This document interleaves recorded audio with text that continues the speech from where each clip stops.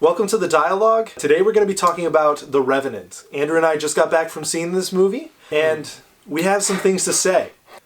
The Revenant is set in the 1820s. It's about a character named Hugh Glass, which is played by Leonardo Dicaprio. He's with this trades group, if you want to call them that. Trappers, traders. Yeah, and they're skinning animals, selling their fur. So they're on this quest. A lot happens, and they end up getting separated. Don't want to spoil anything. Just want to leave it open for you to watch it and enjoy it. First off, what'd you think? I was kind of blown away. There are movies, and then there are movies that are on another level. This is definitely one of those higher level movies. One of the pluses, I would say, there's a lot of them.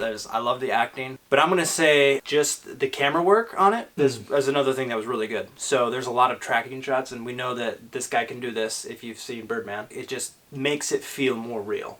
And there's other things that make it feel real too, and it gets really gritty and graphic at times, but like the camera work and the vistas on location is just amazing. Some of the things that I was thinking about in terms of the positives of the movie, there's a lot to say, obviously, like you said. A lot of positives. The acting is fantastic. There are many moments where you just get drawn in by Leonardo's performance. And Tom Hardy. Tom Hardy was amazing.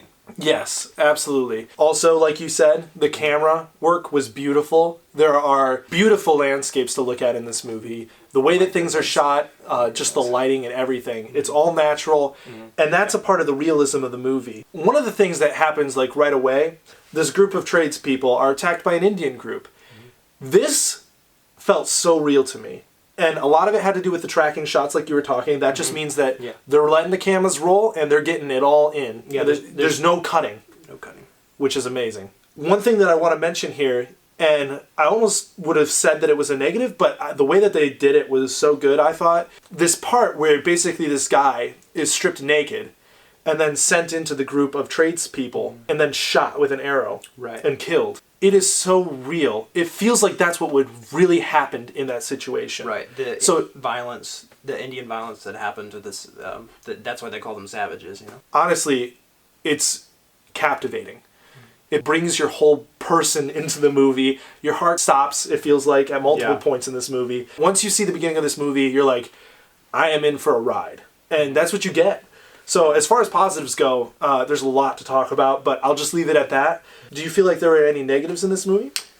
Man, it's hard to think of negatives for this film, and that's being honest. If I had to say one negative thing, it might be that some of the voiceover work, I felt like it drew me out at times because you can tell that they were redubbing, especially when there's a lot of natural language in this, so like Indian dialogue, French, as well as English. And obviously I'm not an expert on Indian language by any stretch of the imagination. So I can't really make this judgment, but it felt like the lines I was hearing wasn't matching the lips in some places. But that's a really nitpicky thing because it was not bad at all. Like it was very high grade. Yeah, I mean, I kind of noticed a similar thing. One of the things that I guess being kind of critical about the movie is that there were moments, like we said, the camera work is beautiful. So it's kind of a negative, but not really when you really think about it. But it just felt like it was a little bit too long at some points. There came a moment in the movie where I literally just felt like this movie's long. It's a long movie. It's not because it isn't beautiful. It's not because it's not captivating. It's just that some things feel like they were drawn out maybe just a little too much. Like, we didn't need to see that extra scenery. But it's still good. It's an artistic movie. Yeah, in that respect. Yeah. And honestly, I would watch it for the nature scenes alone. Like, it's beautifully shot. Yeah. And, I mean, especially considering one of the themes has a very close tie to nature. What would you rate the film, Derek? If you had to give it one of our 10-star ratings, by that I mean 1 to 10. 1 being, like, completely not worth trash. Not worth your time. Like, I shouldn't have watched this. Right, like, it sucked your life away. And 10 being, like, that was one of the best film experiences. I am going to place it firmly out of 10. And I don't want it to be, because I know we've done a couple of movies, and I think we've given 10 ratings to a couple of movies already.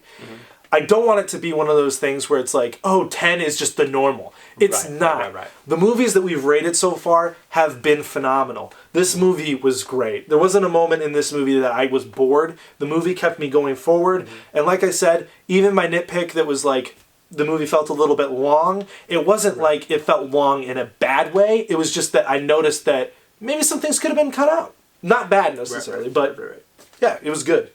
What about you? How do you feel? Well, I'm very glad you said that because it's obviously a 9 or a 10 in my mind because this is fantastic. Like, it's a fantastic movie, and it's not like 10 is the norm. Right. It's Definitely. Not. It's okay. not. And I mean, movies go all over the place. If you know what you're looking for, you're usually able to get better films, which is what we try to do. Right. And that's why a lot of the films that we've reviewed so far have been better. I'm going to give this one a 10 as well. This is definitely one of those that I liked even better after talking about it. Oh my goodness. 10. 10 out of 10. So we hope you enjoyed the review. If you want to experience a little more dialogue about The Revenant, stay tuned for a video that we're going to put out where we further discuss some of the themes. So that's going to be heavily induced with spoilers, okay? So maybe check on that after you watch the film. Yeah. Or if you don't care about it and you just want to get more in depth in the film and then go watch it, this would actually not be a bad film to do that on because there's a lot of deep things in it. And if you're just going to watch it once, you should probably watch this before. Or not. Right. We're not going to tell you what to do. We're not even going to suggest anything. Do what you do. Just do what you want. You're in control of the mouse. You're clicking whatever you want to click right now. Exactly. So, if you like this video, please press the like button. Please press the like button. Or you can press the subscribe button down below. Subscribe to us. We're going to be coming out with more videos in the future, in the near future. Once a week. Can we say once a week? That's the plan. We are going to be coming out with a new film review once every week. So you should hit subscribe because it's going to be good. And you got to be on for the ride. If you've seen The Revenant, feel free to comment below. Please do. And just let us know what you thought about the movie. Yeah, join the dialogue. Join in on the dialogue. That's what we're here for, to induce conversation. Mm-hmm. Yep. Induce. Induce. That's like our giving birth. That's our middle name. Give birth to conversation. Join us next time. Fist bump.